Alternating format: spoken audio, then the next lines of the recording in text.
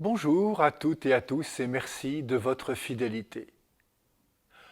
En cette fête des anges gardiens, je voudrais commencer cette méditation en vous faisant entendre un extrait de l'hymne que l'apôtre Paul écrit aux habitants de la ville de Colosse. Le Christ Jésus est l'image du Dieu invisible, le premier-né avant toute créature. En lui, tout fut créé, dans le ciel et sur la terre, les êtres visibles et invisibles. Tout est créé par lui et pour lui. Il est avant toute chose et tout subsiste en lui.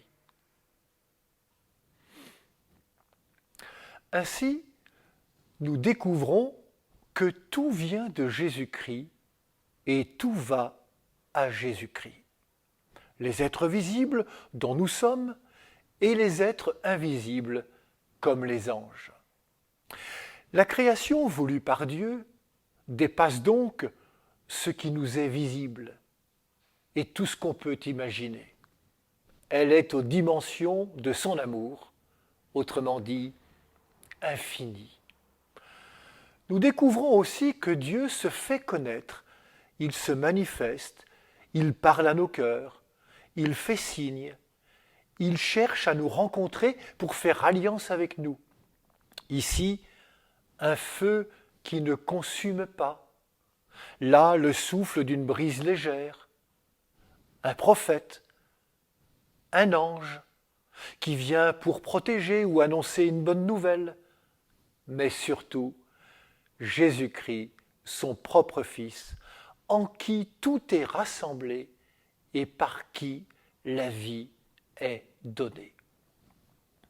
Ainsi, contrairement au Christ, les anges ne sont pas des médiateurs obligatoires pour accéder à Dieu.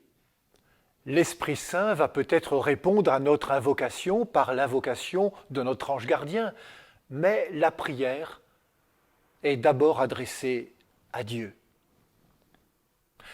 L'Évangile de ce jour nous dit que les anges voient sans cesse la face de Dieu le Père. Ils louent sans cesse le Père du ciel. Ainsi, il nous montre que dès maintenant, notre vie, nos paroles, nos actes doivent louer le Créateur. Les anges gardiens peuvent nous aider dans nos combats contre tout ce qui fait obstacle à l'amour de Dieu. L'orgueil, le quant à soi, l'injustice, la haine, le mépris de ceux que l'Évangile appelle les petits.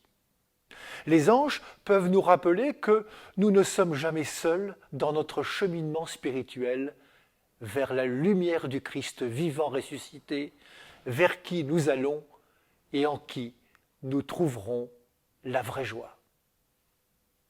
Bonne journée à toutes et à tous, et surtout, prenez bien soin de vous et des autres.